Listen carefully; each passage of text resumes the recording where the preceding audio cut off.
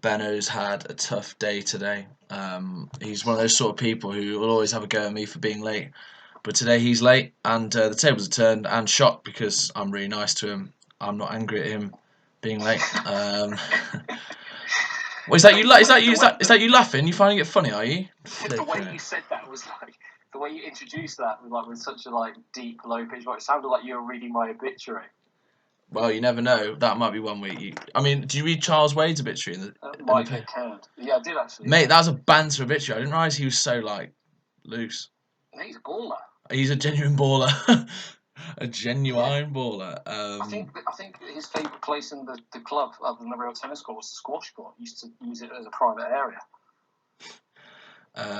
Oh right, fair. Yeah, good for stretching. Exactly. Yeah, great for a warm up. Well, yeah, no. If you've not read that obituary, anyway, give it a read. But no, we're back, episode 26 of A View from the Hazards. The Instagram content is flying. Got like 27 likes on your post yesterday, Benno. It was a good post, I thought. Well, yeah, it was. I mean, I messaged you straight.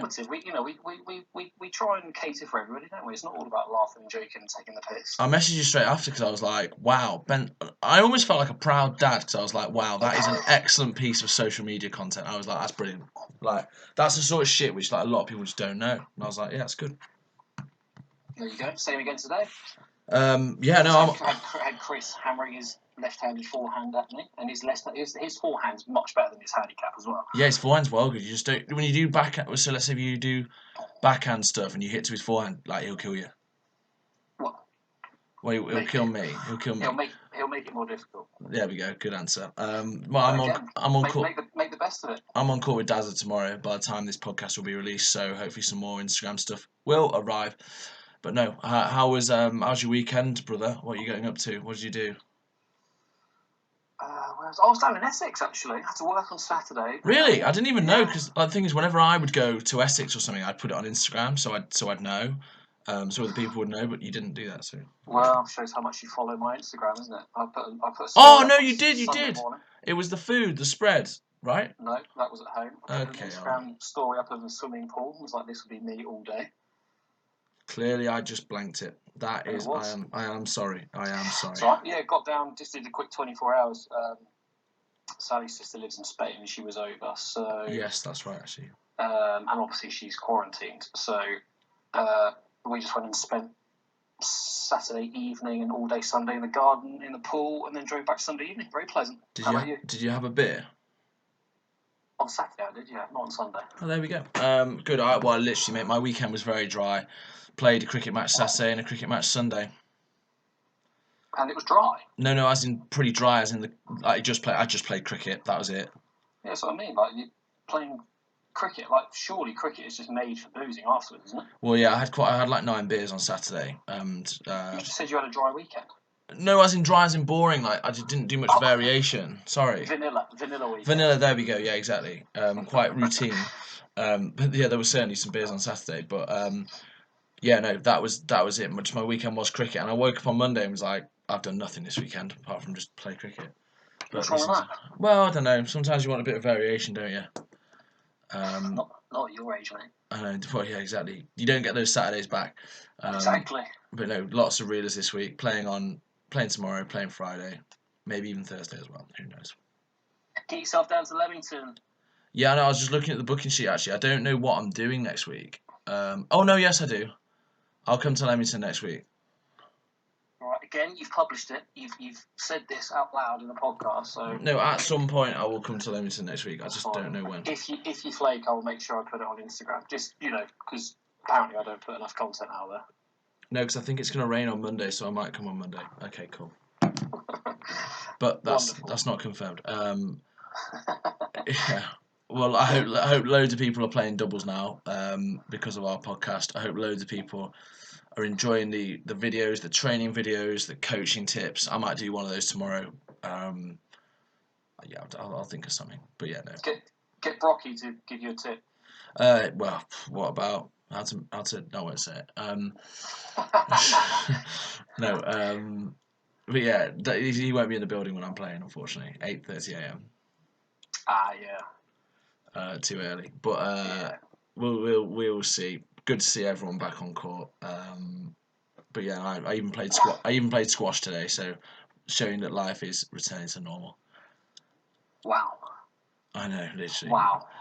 But we've actually come up with a cracker of a topic. This is an absolute belter. Off the cuff. I mean, you messaged me yesterday, and I sort of replied. I was like, "Yeah, mate, I'll let you know. I'll have a think and message you back, knowing full well I can't be asked to think about this right now." And then just forgot about it. So, I mean, I've called you, and you're like, "What are we talking about?" And I'm like, "No idea." Thankfully, Instagram's great because we received a bit of inspiration. Well, you know, we put it out there, so we'll ask people what they want to hear about. No, to be fair, I mean, we had a few replies, so we're going to talk about it. do you see one of the well? There's loads of replies. I think we should mention a few of them because it's only fair. They've contributed. So, I mean, Andrew Gould. Well, we won't necessarily say who, but go on. Actually, well, Sammy Legg, who's a big contributor. Apparently, we're naming everybody. I am going to name them. They've contributed. They deserve to be recognised. So, I mean, Sammy Legg, who's a big listener from Hobart, I believe. I hope we meet one day. You followed me on Instagram for ages. Racket grip preferences. I mean, we could probably answer that one on the spot. Yeah, I mean that's not necessarily. I mean that we have to put that in with other stuff, wouldn't we? Yeah, but like as part of something. I like a blue grip.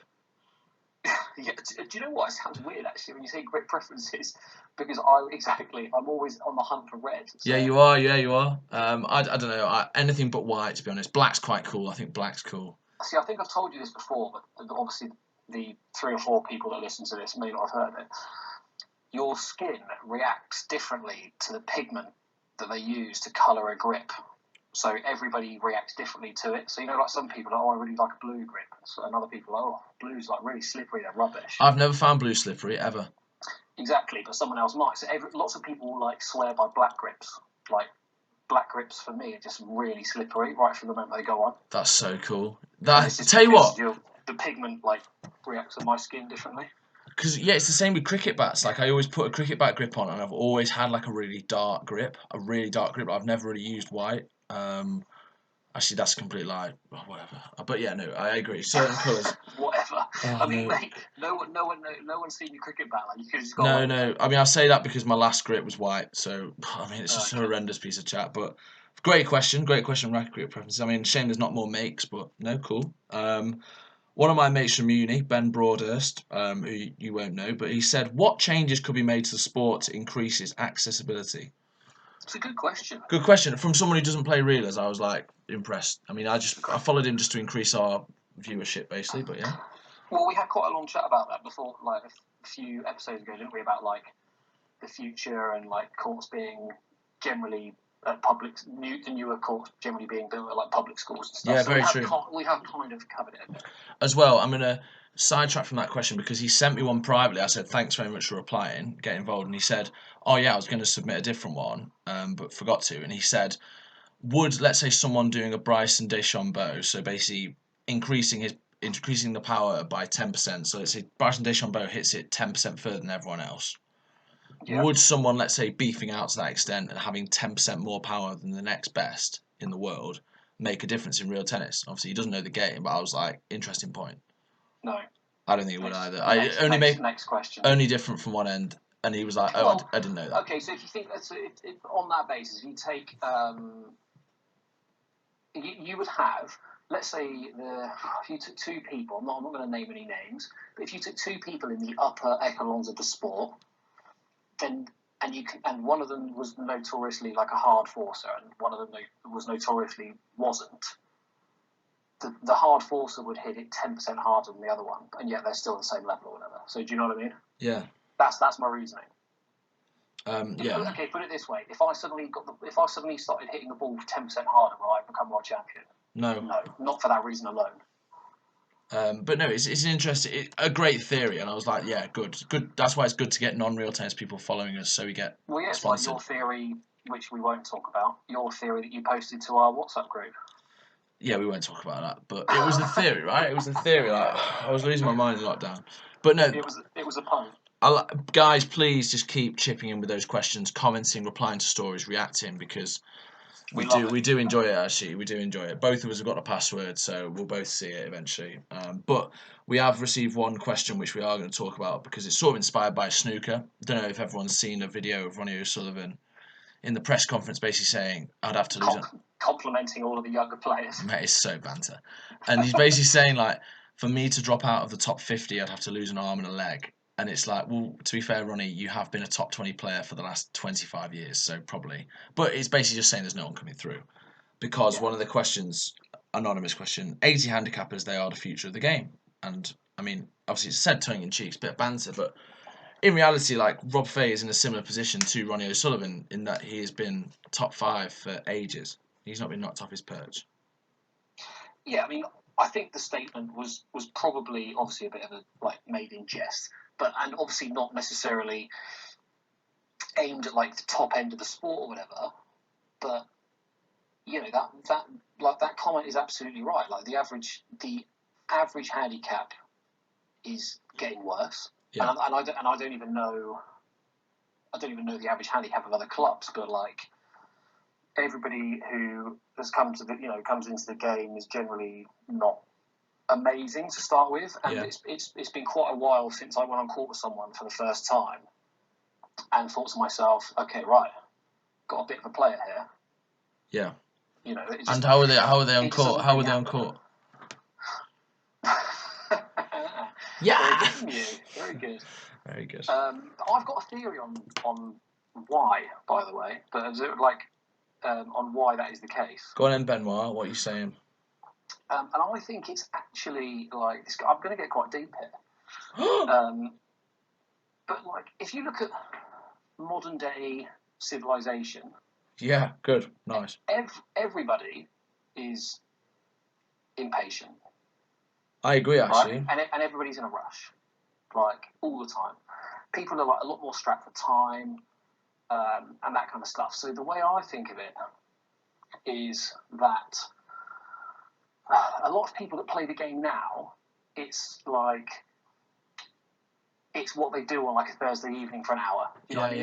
It's a quick hobby. They're not necessarily buying into it all that much. Yeah, so I they agree. Usually they play and they go. And I think, generally speaking, people are reluctant because it requires too much work and effort. People are reluctant to kind of dive into the strategy and really buy into the tactical side of it. They just kind of go oh yeah, so what are the rules? You're okay, so this is the chase rule. All right, fine. But they don't use that to then create a deeper knowledge of the sport and things like that. Do you know what I mean?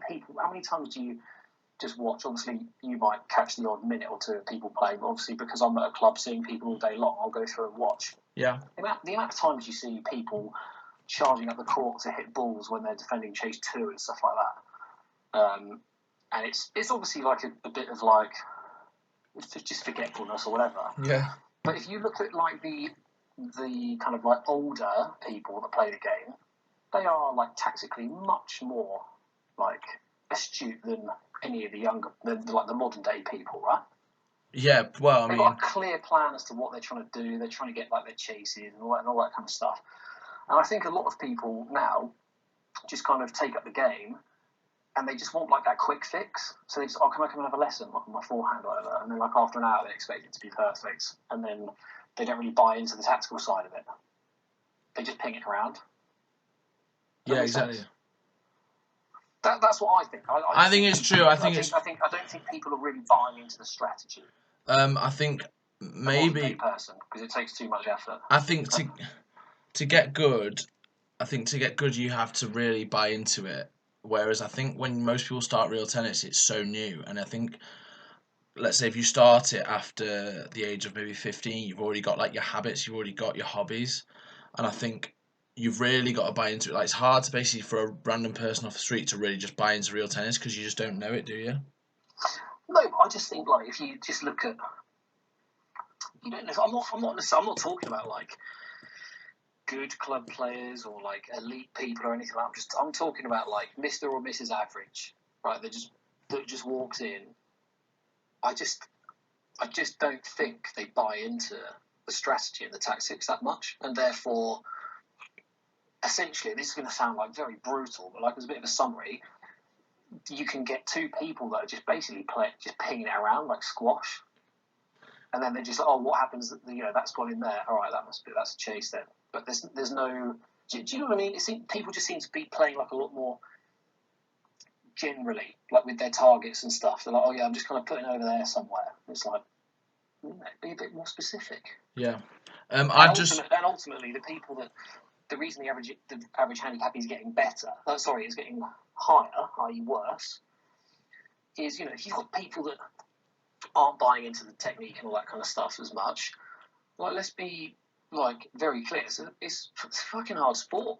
Yeah, no, it is hard. It's hard at the beginning, like, let alone not really trying to do it properly, So, like, obviously, I've played so much reels. We both played so much, and the other day, I just on a Friday evening, I took 2 of my mates down to play who hadn't played before, and obviously, like, you watch them hit the ball, and they watch me hit the ball, and they're like, "How do you do that? Like, you must be so strong." And I'm like, "Well, no, it's just if you've got the right technique, it's not that hard."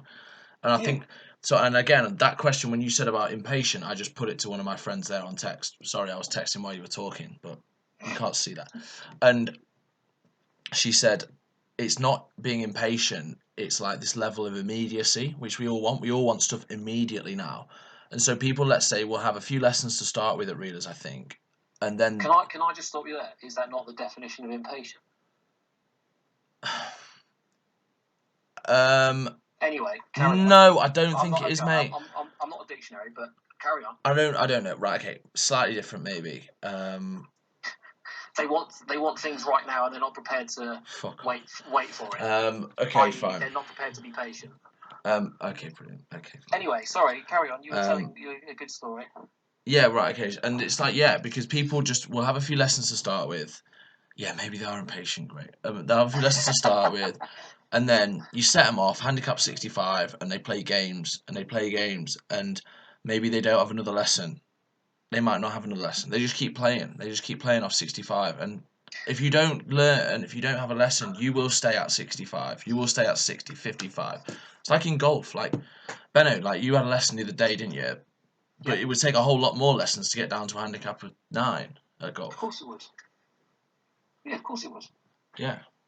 And I don't think people are prepared to put that time in. They just want to have their game. Do you know what? It also is actually, like, this is a bit more of a crass reason, but like, this is also is worth putting out there because it is a reason. English people are cheap. Like, it's a fact. They don't like spending money. So True. I mean, it's true. I'm not criticising, like, any individuals or whatever, but like, British people generally don't spend money. Look at Americans. They're on quarter pros all the time. They love spending money. Yeah.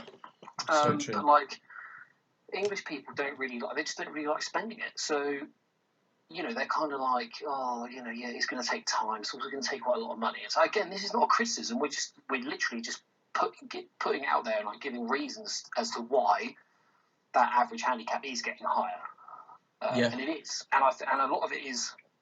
I'm not going to use the word impatient. I'm going to say that sense of immediacy that you pointed out. And it is the lack of willingness to kind of invest time and money into doing it. I think I use an example maybe at Manchester, where I've always played and I've always seen the handicap list. I've actually now been taken off the handicap list, which is really stupid. But anyway, aren't you a member? I mean, apparently I've been taken off it. It's ridiculous. Yeah. Why? Are you not a member? Well, apparently Leamington's now my primary club. But anyway, I am bitter about that. Hang on. So, are you a member of Manchester? Yes. Right, get your fucking name on the list then. Sort it out, Manchester. That's pathetic. I actually might do. Anyway, if you're a member, you're on the list. Simple. Yeah, exactly. Yeah, weird one. So, but basically, you look at that list, and I remember when I started, there was loads of people in the 30s, more people in the 20s, loads in the 40s, absolutely loads. Whereas now, like, there's an entire page of people worse than 65, an entire column of like 50 names. It's like, what? How many people are worse than 65? How many people, like an entire column of people worse than 52? It's actually remarkable. So maybe 130 names. Those numbers are getting bigger and bigger. Yeah, it's like, well, obviously those guys who were in the 40s, like, obviously now are like well down, which is fair enough. Age catches up with you, but there's also a lot of new members who are just there forever. Well, that's it. I mean, that's one of the things, right? So there's two things to like mention. There is the newer people. So like the older people can obviously not. As you get older, you obviously cannot run around and play off the same handicap as you did 20 years ago. As in, cannot. if you're the difference between 40 and 60, let's say. Yeah. So your handicap's going to creep up. Yeah. And the fact is, those people that were at 40 that now physically are incapable of being at 40 are not being replaced, because the newer people have this short-term, immediate, mentality. I actually that basically stops them from getting good enough to replace them. You end up with two 60s, let's say, rather than like the older guy or girl who was a 40 who's now being replaced by someone to get down to 40. That person's not existing. They're staying at 60. I think getting to 40 is actually hard. I don't think that's an easy level to get to as an adult. And I just think there's not as many 40s out there, are there? Like, but yeah, it's extraordinary, really. I mean, I think like all juniors should just be like 35, 45 and better. But even like juniors, I mean, you'll know more than me. At these like deadness days, loads of them are off like 50 and just like don't play enough. Do you know what? Like, a lot of that though is going to be physical. True. So, like, you don't necessarily think twice. If I got you on court and fed you some balls, Go on. and said, right, you need to hit all of these to a length, right? You'd be able to do it easily. A few might go main wall dead on, but that's just because it's natural. It's just because you're a lad. There we go.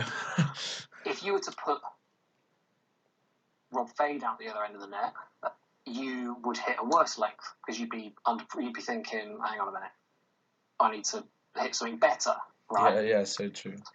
And I think when you get the younger guys, because they're just physically not fully grown yet, and you're putting them up against, like, let's say, statistically speaking, they're going to be playing against a bloke. Yeah. Like, statistically. If you get those, like, I don't know, 45 handicap guys, they can afford to misread it because they can just muscle the ball around. Yeah. So imagine being, like, 14 and not being fully formed, like, strength-wise, and having to try and cope with that and put the ball to a length or whatever. It's just difficult. So up to a certain age and stuff, it does. I think I understand what you're saying, and I agree. Once they've hit a certain age, I'm like, right, now you should be able to deal with all of this. Like, you should be able to make big improvements. Very true. There are limitations up to a certain age. Yeah, no, there's got to be. Which is fair. Which is why maybe the average standard when you're a junior is where it is. But no, I think a lot of it's technique. I think it's such a technical game. You can only get so far if you can't do certain things. I think there are glass ceilings. Like, you can be as fit as you want, but if you can't like hit a backhand or you can't like volley, like, you'll only get so far. And so this is something I use in lessons quite a lot, right? Go on. So I basically say to people, you've got like 3 different types of shot, and whatever ball you see, you can put into one of 3 categories, okay? You've got a sitter, which you're looking to do nothing more than win the point with. Or, sorry, nothing less than win the point. Do you know what I mean? Yeah. You've just got an absolute dolly and you're like, point over. And then at the opposite end of the scale, you've got, someone's absolutely hacked it into the corner and you're like, I don't care if this thing comes off the grip as long as it goes over the net. Yeah. And then you've got all that stuff in between, right? Which is a massive, massive part of the game. And that's what I call, like, say to people, is like the setup ball. So you use that ball to, like, get the ball into a tight area. Your opponent kind of flicks it back, and then you get your sitter ball. Yeah. Right? I think the modern day player, that setup ball doesn't exist. I just don't think it's in their mindset. I just think it's literally, right, am I under pressure? No. Right, how can I kill it then? And I honestly, I think it's literally as caveman as that. Do you reckon it links into like the? It's like try and kill it. Oh, I'm under pressure. Try and kill it. Do you reckon it links to this impatient culture? Yeah, massively. I don't think there's any like thought process, structure or like building of like rallies and and patience. Exactly that. Go on a squash court, right, and play half decent squash. If I walk out on court with a squash player who is a squash player, and actually plays it tactically very, very well, and I go out there and play against them, and I try and just smash winners all over the place, I'm going to get crushed. Absolutely crushed. And that's generally what happens with people, when you go out and watch, not just at Leamington, you go and watch any members play, and it's basically winner or error. Not with the first ball, but that's generally how most of the points. A lot of points are being lost because of errors, rather than people being beaten because their opponents hit a good shot. I think 75% of points in reels are errors. Yeah, but then as you get further up the pecking order, as it were, you might make a lot of errors against me, and I might make a lot of errors against you. But they're forced errors. Do you know what I mean? Valid. Yeah, no, that's true. And I think if you're looking at the new age real tennis player, they're just making a lot of unforced errors because they're just trying to do too much. Because again, there's not that strategy in mind. It's I'm looking for this particular ball to pull the trigger. They're just literally firing a machine gun around. Yeah, and maybe going. I could be wrong, but that's my theory. I think it's a great theory, brilliant link to society in general, and I think we're onto something here. We really are, because it disappoints me slightly, because obviously I'd love everyone to enjoy real tennis as much as I do, but it definitely isn't the case, because you've really got to have had it ingrained in you, and that won't come overnight unless you. And the person's got to want to do it. Yeah, no, you do. You know. I remember one of the old boys at Leamington was Ted Johnson over at Morton used to not let you play a game with someone until you could cut the ball into the corner or something like that. Mate, that's so weird. Yeah, I wasn't allowed a handicap until I was off 54, and obviously I could have been playing matches when I was off 70, but I wasn't allowed to play a match against anyone until I was off 54, until I was 14 or 14, and I literally never played a man. I had lessons and played with my dad, and that was it. I didn't play a match until I was 14. That's not necessarily the case anymore. No, it's not. There could be an argument, actually. It'd be like a golf club, right? Let's say saying you can't play St George's Hill, you can't play Sunningdale unless you are off a handicap of at least 22. It'd be saying you can't actually have a handicap, you can't play matches yet until you're this level. Interesting point. Yeah, but then what do? Yeah, I don't know, mate. You're just telling them to just literally line the pros' pockets for lessons. Yeah, true. That would turn people away. I mean, yeah, true. Yeah, it's a weird one. Maybe a junior, right? Maybe a junior. I think the thing is, I don't think you should put limitations on people. It's just it happens at limitations like that. It happens at every handicap level. I've spoken to single-figure players who have moaned to me and gone, "Oh God, I just want to be better." I just they get really annoyed about why they're not better, and I'm like, okay, what have you done since I last spoke to you to get better? And they're like, what do you mean? I'm like, have you practiced? Have you gone to the gym or anything? And they just don't say anything. I'm like, exactly, so shut up. Shut up. Well, they just moan about it. Yeah. You and we've spoken about this before, a long time ago. Yeah, in a podcast, but you decided one of the reasons to go to Birmingham Uni was to come and hit with me and be like, right, I want to get better. Very true. You've just got to be that certain breed of person. I've probably said it in a podcast before. When I was being taught by Nick at Hampton, which is kind of where I made my breakthrough into the pluses. If we'd gone on court and he said, right, Ben, I want you to play everything on 1 foot today, I would have done it. I wouldn't have questioned it. I would have just gone, oh, if that's going to make me better, I'll do it. Yeah, no. Exactly, yeah, it's one of them. Just literally blind faith in being taught. But that was because I wanted to do it. And I was like, fine, I'll do anything you tell me to do. Within reason. On the court. Good, nice. With a racket. Thanks for clearing that up.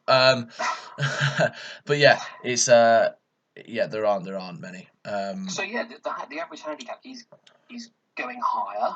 Yeah. And I think it will continue to go higher. I mean, yeah, I've been talking to a few people in lockdown. Well, one conversation 6 hours. I've been talking to Ben Corsten, who plays rackets a lot, and he's talking about reelers, obviously, because rackets isn't allowed yet. And I really hope he comes back to me today. Is it not? You what? What do you mean? What? Rackets isn't allowed yet? Not proper matches, no. Oh, is it the same thing as squash, where you have to play half the court each or whatever? Yeah, I mean, I played normal squash today because no one was around, but it is what it is. But yeah, he was saying I'm playing reelers because I actually can, and he said he went to C court and for a hit, and I said, "Oh yeah, cool, like definitely go hit some balls." And he said, "Oh, I just did cross courts," and I was like, "What? Why didn't you do points?" And he said, "Oh, I don't know, just that's what we did." And I was like, "Mate, you've got to do points. Like you've got to like, if you want to do you can do cross courts as much as you want, but I mean, you're never going to learn anything, are you? You learn stuff by doing points." And I was like, "Look, you can get yourself to Manchester. We'll do some stuff." And I think he's just been messaging me about real tennis. I'm like, good, try and get him away from rackets. Who knows? But yeah, it's Well, exciting. that seems to generally be the thing, right? Like, unless people decide to really give rackets a go, in which case they always end up being top 5. And he'll be top 5 like for ages now. I mean, like, generally speaking, people play rackets, and unless they get to like a seriously good standard, they at some point gravitate to real tennis, right? As they become like older and yeah, and he'd be good at reelers. Like, obviously, quick, young, like good volley, athletic. I mean, why not? And I was just like, look, like, and he was saying, obviously, I can't serve and stuff, but I can do all this stuff. And I was like, come on, let's just do some points. I'll show you some stuff. Let's do it. Like, and he was like, wow, I've never heard anyone talk about training in that way. And just like, well, you got to show an interest. I was like, thank fuck, someone's showing an interest. You know what I mean? exactly. I was like, it was getting me going. I was like, wow, this is amazing. This is someone who maybe thinks about it in a similar way to what that I do. But then we can also, we can then translate that to the high, like you said, like going back to like Rocket Ronnie's comments. Rocket. You can push that into like the top level as well, and be like, yeah, I think let's be very clear. People like Rob and Tim and Steve and stuff are still at the top of the game, not because there's not enough coming through. They're still at the top of the game because they're world class. Yeah. Right. Let's like get that out there very quickly. But yeah, it's interesting. Like a few years ago, well, probably, I mean, it's probably more than that now. Somebody said to me like, "Who do you see coming through?" And I was like, "Well, John Lumley. He's going. He's definitely going to get up there." This is quite a few years ago now. And then somebody asked me again recently, and I was like, "Don't know." They're like, "Really?" I was like, I don't know. Do you know what I mean? No disrespect to like you, but like, who is there that is absolutely like rocketing their way through single figures? So you 10 to 9s, right? Go on. How many of those people have played the 0 to 9s for the last 3 years? Everyone. Or have been eligible for it for the last 3 years? Everyone. All of us. Right. So no one's broken out of that. No one. I mean, he's a very good mate, and we always have a bit of a laugh and a joke about it. But when Darren says like, "Oh, I've won the 0 to 9s," how many times? 4, 3. Yeah, I'm like, congratulations, you're not getting better. Ed Kay's never won it, and he's a plus player. Well, yeah. I mean, anyway, like Darren's a very good mate, and we always have like it sounds brutal, but like we always have a bit of banter about it. And I'm not necessarily like the best example of it or whatever, but I played in it twice. That was it. I won the 10 to 14s at the beginning of the season, played the 0 to 9s at the end of the season, and lost in the semis. Pretty good effort. And then I won it the next year, and that's it. I've never played in it again. You'd enjoy it though. No, I'm joking. But do you know what I mean? It's like I can't see anybody, and that's it. It leads us back to like the future of the game and like who's basically going. Yeah, I'm gonna do it. I'm gonna go for it. I'd be interested to see what Will Flynn does now. Yeah, I'm interested. agreed. I think he really likes it, and Well, he might listen to. I don't know. For He might. someone of his age, He might listen to the he's podcast. very impressive. He might listen to the podcast. His dad might listen. Jonesy from Sequel, whatever. You might listen, but I don't want to put any pressure. But I think he likes it a lot, and I'd be interested, and I really hope. Obviously, he's only like 18 or 17. 18. Well, that's 18. what I mean. For him to be his handicap level at his age is brilliant. But again, a lot of people have just stayed in the teens. Do you know what I mean? A lot of people. He'll get better than that. That's the big test. It's No like doubt. when people like drift into that like 8-9 thing. Are they going to kick on and try and get to low single figures? And or even like 12 figures. Are they really going to kick on and try and get to plus? Or even 12, 13. Do you know what I mean? Like that can be a stage where a lot of people never get past that. Yeah. And it takes a lot of big wins to get past that. But yeah, it depends. It really does depend. But it goes back to when we had Claire on the podcast, and I was like, And it would you a guest? Come on. but I remember when I was like getting better, I always had someone in my sights. Mm. I was like, I'm going to beat this person. And then, like, I might lose to them a few times or whatever, but once I beat them, I was like, right, they're off the list now. Who's next? And that's not to say, like, oh, I'm never going to lose to that person again. Just retire them like Nick Hatchett.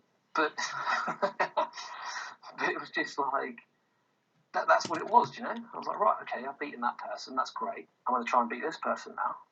And I'm going to try and beat everybody else. But, like, this is my next gauge. Do you know what I mean? My next measure. Too right. Which you must have. Yeah, of course. Hopefully. I want to be a top 10 player. I'm not satisfied. You've not beaten Darren in competition, have you? I haven't played him for a long, long time, but I haven't beaten him in a competition now. Yeah, but I mean, as in, you know, you play him at Manchester and you do like practice sets and stuff, and I would imagine he has a winning record over you. Am I right? I'm crawling back. I lost yesterday, 6-5-3 all, but I'm crawling back. I think. Yeah, exactly. So I'm still about 35-6 down. But you're like, right, I'm now. Before, when you were like 10 in a row losing, you were like, right, he's on my list. And I actually think for that's that first time, even in practice, and you're like, right, I can do it. And now you've done it 5 or 6 times. So you're like, right, I want to keep competing with this guy, and I've got someone else on my list now, whoever it may be. No, it's good. We both love it. It's intense. That practice, like, I can't practice with people who don't properly, like, just want it. Like, when you're out there for 2 hours, just give it everything, and then we'll just sit down and do nothing. Darren loves it, trains hard, which is great. Let's hope more people do. Exactly. I mean, it's the only way. If people want to break through into the top 10, you've got to work for it. It's quite simple. That's what I want to do, really, with this venture, with all the training stuff we're doing. Maybe a lot of people can. I don't know. We've got a lot of people we've known for ages in the game who follow us. Great, big supporters of the game. Who's the world number 10 at the moment? Is it like Matthew? Maybe? MS, yeah. So Matthew might have the odd bad result, but generally speaking, he's going to beat most people with a lower handicap than him most of the time. I agree. Do you know what I mean? But yeah, no, I hope this can, with all our training stuff, I hope it can maybe shape perspectives, because I think there's been a tool like this lacking in the game for a long time. That's what I think this venture's about. Well, hopefully the club the average club member kind of thinks like, yeah, why not? Because if everyone's just plodding along, right? Yeah. It works at everybody's handicap level. Everyone's going to have their cluster of people. If one person of that cluster just goes, I want to break free from this and do something about it, they probably will. And then there you go. You've got a new cluster of people to play now. Exactly. And we're so funny as well, which is why it's a great venture. Exactly. Yeah. However, 37 minutes. I tell you what, honestly, every week we struggle for a topic. 26 episodes in, and we've just fired off a great one as well, Matthews. This was a good one. Even the doubles episode last week just didn't feel like we spoke about anything, but we probably did speak about something. Oh mate, I could have carried on over hours on that. No, yeah, definitely. Scratch the surface. Scratch the surface. There we go. The doubles quest. But no, this is an interesting one. Let us know what you think, guys. This episode will be uploaded tomorrow at some point. Later today. Later today. Nice. We'll store it. But let us know. Comment, like it. Let us know what you think. Why maybe the top 10 hasn't changed too much. No, not even. Talking banter. But yeah, if you think we're talking rubbish, tell us why. Don't you?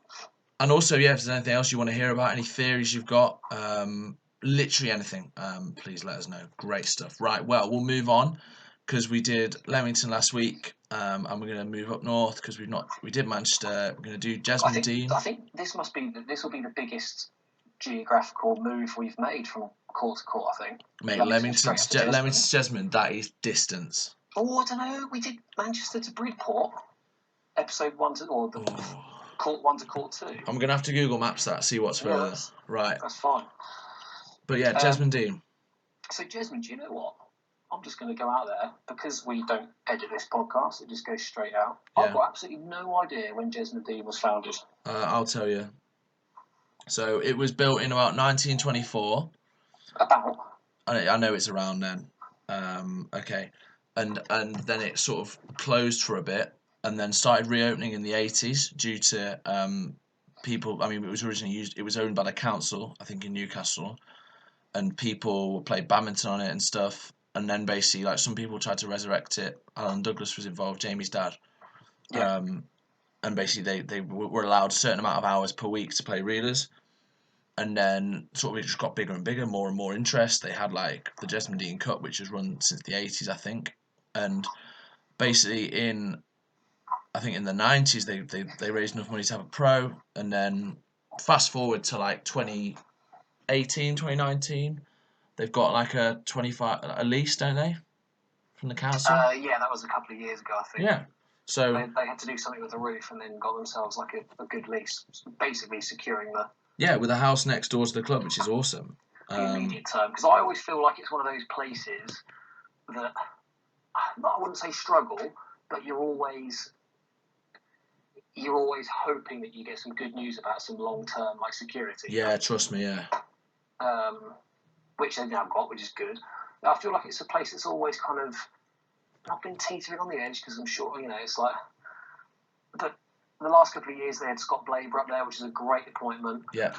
Full-time pro. That's exactly what they needed. He obviously has since left and gone to Hampton Court, but they managed to replace him with Mark Edel. I assume Zach's up there doing some stuff. Yeah, he is, yeah.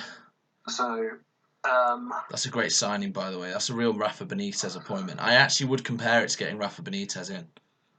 Well, what a fantastic link to Newcastle, Honestly, yeah. Not like Mark talks about Newcastle a lot, but he's got a racket. Have you played there? Yeah, mate. I've played there. You must have played in the Jesmond Dene Cup or whatever, right? I've won it. Played it once, won it, just to get my name on the board. My dad's on there. My dad's on there 4 times, so I was like, well, yeah, I better get my name on there. I haven't actually played there since because I always have to miss a cricket match for it, and I just don't want to do that. And I've played there. Went on holiday to Newcastle once and played there, so I've been there twice. Oh, brilliant! I've only played there once. That was years ago. In it, I remember the story, but you have played there. Years and years ago. But, yeah, at least you've been there. What a lovely setting! Like it's cool. As soon as you walk on court, you're like, wow, this is a serious place. Also, Leamington to Jesmond 216 miles, Manchester to Bridport 238. There you go. Second longest commute so far. There we go. Great bit of trivia. But yeah, no, Jesmond's awesome. Just like basically court, really high ceiling, nice club room. You can watch from the club room. Like big bit at the back. I don't know. It's like sort of wasteland. I think they're. Oh my god, shut up. They're like some. I know, but actually, you come in like by the grill, right? Or you always used to. Yeah. You come in by the grill, like walk down the back of the court, and then as you're going down the corridor, the court's on your left, and then I think like I can't remember what it looks like or anything, but the change rooms and stuff are obviously off to your right. Yeah. And then like you said, you've got that nice big like open area behind the dead. It's very similar to Cambridge. Yeah, no, I agree with that actually. A different sort of court to Cambridge, a bit more severe. Everything's a bit more severe. Oh yeah, I just mean the setup behind the dead on. They've got like a big club room behind the dead. Sure, yeah, got you. Yeah, I mean, when I played at Jesmond, we're talking 2006, and hang on, no, it would have been after that. 2007, I was playing off about 4, and I went out there and played. Oh God, I can't remember his name. But Richard McAllister, you've told me this story. Yes, there you go. He came down to Leamington last year. I played him off like I don't know. So would walked on court thinking I just want to hit some balls and like read the corners and have a bit of fun. And he's just like, right. So I had a look at the handicap on the way over. I was like, oh, here we go. Yeah. So he absolutely drilled me like 1-on-1 in about 25 minutes. Wouldn't affect your handicap though because it's a social match. But yeah. Well, category 1. But he gave me a lift to the train station afterwards. Oh, top man. Sorry for me, and was probably made his week. So. Is what it is. Free, no lesson fee either. So I can't actually remember like how it plays or anything like that, but I can. So it's quite like properly spinny. Takes loads of side. So let's say you hit a ball into the main wall near the timbre, and rather than coming out wide like Manchester or Leamington will, it will straighten. If that makes sense. So it'll hit the back wall. It'll hit the back wall and come straight and just straighten if you hit it with side. It will like really severe. What do you mean it'll straighten? So rather than coming into you, so let's say it'll go main wall, floor, back wall, and rather than coming in, it will just go straight. So like you've got to stay quite tight in. Oh, so the ball stays in the corners. Basically, yeah, it doesn't come out that wide. Yeah. which is rare, which is unlike most courts, to be honest. Well, I mean, it just means you've got to work harder. Yeah, and you probably get away with hitting poorer angles. Yes, because the dead-on's massive as well. Takes a lot of good spinny serves, I guess. Cuts down a little bit. Yeah, I remember it being like considering I was giving 30-30 away to a guy that was absolutely murdering me at the time. That was my map, by the way, not my backside. Nice. I remember it playing nicely. It's nice, yeah. I don't think it's too. I think it's pretty neutral, to be honest, on the floor and stuff. Yeah. You can get a lot back. You can get a lot back. They've got the old red floor, right? Faded red floor, pink. The old traditional real tennis court. That's the one, yeah. It'd be interesting to see what happens up there with Mark, because he's always thinking like not like out the box sounds rude, but like he's happy to pull in ideas from anywhere to like make things work. He's an ideas man, so I'm trying to say it's a compliment as well. That is a compliment, yeah. I've just been saying. I just said to him like get a tournament or something. But I mean, me and Daz are going to be playing there for National League, which is cool. Of course, there's Zach's playing in National League with Claire, right? So he is, yeah. Good knowledge. They're going to play a couple of home matches up there, I guess. Yeah, they are, yeah. Which against be nice. You and Daz. We volunteered for one, yeah. Yeah, I might see if Mark wants a marker. But yeah, just come. Mate, if we go to Newcastle, we're going out. Yes, I mean, I might see if I can mark it. Yeah, that's actually, I've just thought about that. That's great organisation. But yeah. I mean, that's going to be great for them as well. Like, yeah. Having something like that there. So I'd have come to the. I think I might go to the Jesmond Dene Cup when they run it. I'd really like to go. Hopefully they do it not in the summer. I'm assuming that's amateurs. It's actually an open tournament, Ben. Lewis Williams, Claire Fay have won that.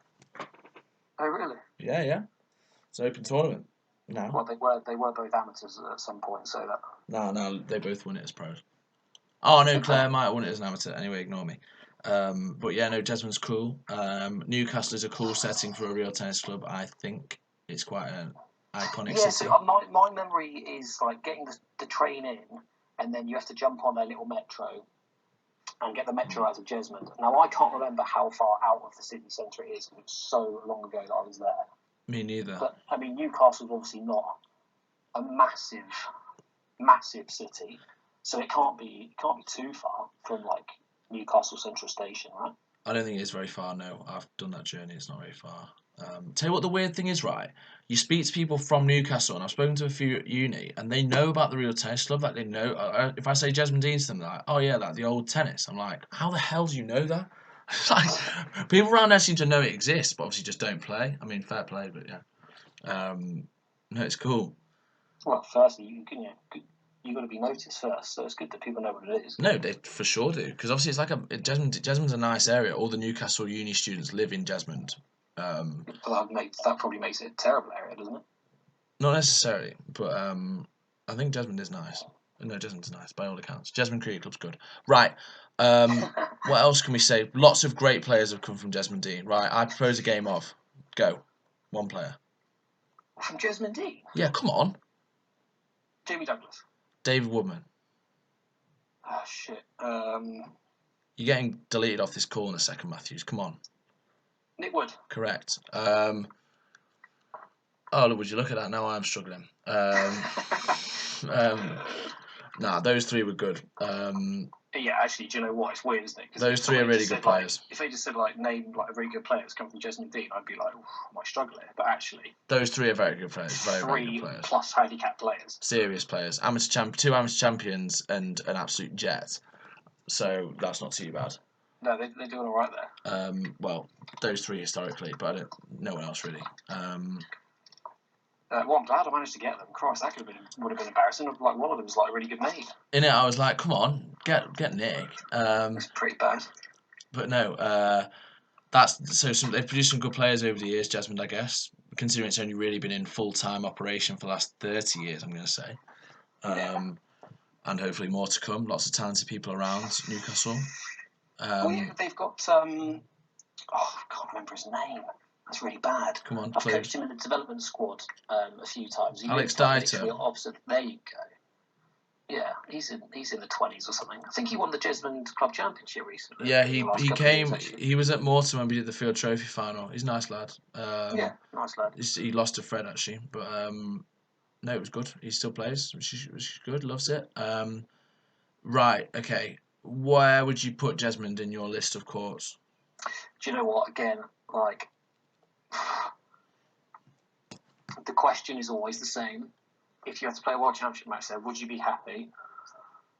On the basis that I've only ever played there once. It was 14 years ago, and I didn't have any practice time there, and I got absolutely wiped. I'm going to have to. If somebody said you're playing a World Championship match there, I'd be like, oh god. Yeah. So on that basis, it's going to be bottom third for me, which sounds brutal, but it's bottom third for me because I have no knowledge of it. That's the only reason. Fair enough. And it could easily be a lot worse than that. It could be, I've played at this place loads of times and it's bottom third. Do you know what I mean? Yeah, no, I think it will be bottom third for me as well. Just because that's worse. It's quite. Played there lots of times. Twice. I'm not. To be fair, I played there over a weekend, but it's just a bit dodgy. There are some dodgy, like spinny bounces. It's not the most like uniform court. I think it's a bit unusual. Not that I wouldn't turn down the prospect of like an evening match at Newcastle because that could be quite fun. Well, that's what you're going to be doing. Oh yeah, no, I won't complain being there. I mean, when I played there for that Jesmond Dene Cup, I just thought, yeah, this is nice. But no, it'll be bottom third for me. I just think it's not quite as uniform as some of the other courts we've gone through. Do you know what I'm realising? Like doing these podcasts and going from like club to club and talking about them. Is like even just like today, I'm like, oh Jesmond, I'm like, yeah, God, I should get up there and have a hit. Do you know what I mean? Yeah, fair. I actually want to get up there and have a hit. Well, just mark that match. Well, that's not hitting, is it? That's watching you. No, you'll be able to. You can hit with me and Daz. You can be the coach. The coach. Yeah, but you know, I'm really enjoying like going around these venues and going like, oh yeah, I need to get back down there. I'm not hitting there. Mate, we need to do Oratory and Hardwick actually. If you're bored next week, let me know. We can do. Well, the Oratory's still closed. Okay, well, if you're bored in 5 weeks. I believe, but yeah, as soon as it opens, just get down there. Do it. Too right. I mean, we'll do it in a day. We'll do Oratory and Hardwick. I just need a facilitator. Yeah, I'm in. Well, perfect. That's just awesome. Love that. There we go. Jesmond isn't really just to kind of get up there and get it done, really. Although it's only 2 hours for you, isn't it, from Manchester? No longer. Much longer. Much longer? Not much longer. I think it's 3 hours to Durham. I'm going to say 2.5 to Newcastle. Isn't Durham south of Newcastle, though? Just? Oh, no. I think you might be right. Come on, let's go on this map. Right, okay. Sunderland. Anyway, the road in might suit Jesmond better than Durham. You might get away with it. Jesmond is north of Durham. Yeah. So even longer. Well, there you go. Anyway, that's boring chat. Talk about geography for the last couple of minutes. We do love geography on this podcast. Oh my god! Right. So what are you doing for the rest of today, Benno? It's 4:25 now. God. Is it probably going to take the dog out in a minute for a toilet break? But because it's particularly hot, it will just be straight out, go straight back. Can have a big stretch. I'm so into my stretching at the moment. That's cool. Just like Charles Wade in the squash court. Yeah, exactly. And then I've got the day off tomorrow. I'm playing golf, although it's meant to be thunder and lightning. So nah, honestly, it was supposed to be thunder and lightning today, and just not seen it. So in Manchester, it's been so I hope sunny. that holds out because I'm playing with a couple of the younger members, so that should be that'll be a good laugh if we can get that done. And then we're going to go out for a couple of beers, and I've got PT in the morning as well. So PT in the morning, golf in the afternoon, and then head out for a couple of beers. And take advantage of the eat out to help out scheme. Yeah, I'm doing that on Wednesday as well. Rare. We never ever have food out as a family, but it's happening on Wednesday. Half price. Spot the accountants. I know. Yeah. Well, yeah. Literally, that's me. Which will be good. I've just got cricket at 6, so just gonna watch some TV and rest up before that, and hopefully I'll hit a few sixes, take a few wickets. You know how it is. What's likely to happen? That. Good answer. You were actually one thing I'll end the podcast on. You were talking about how, like, let's say Rob Fraser at the other end, I'm naturally going to bowl worse, or not bowl worse, like hit a worse length because it's someone really good. You might try too hard. Is what I tried to point out. Mate, I was bowling at a really good player on Sunday, and I got taken off of 2 overs. Didn't bowl that badly, but I was just like, every ball I was like, oh my god, this guy's so good. Like I just can't even, I just couldn't bowl. I was like, this is horrendous. Like it's so, even when you tell yourself try and forget who it is on the other side of the, like the other side of the net, other end of the pitch, you can't. It's impossible. Yeah, I mean, if you were batting to like Alistair Cook or something, you'd be like, oh god, this guy's going to cart me around all over the place. Yeah, right? yeah, it could be embarrassing, but it was all right. I survived. Good man. We'll see what happens. But yeah, expect some Instagram content tomorrow. This podcast will be uploaded today. Guys, hope you're enjoying the sun, putting your sun cream on, and most importantly, playing some reelers. Until next time.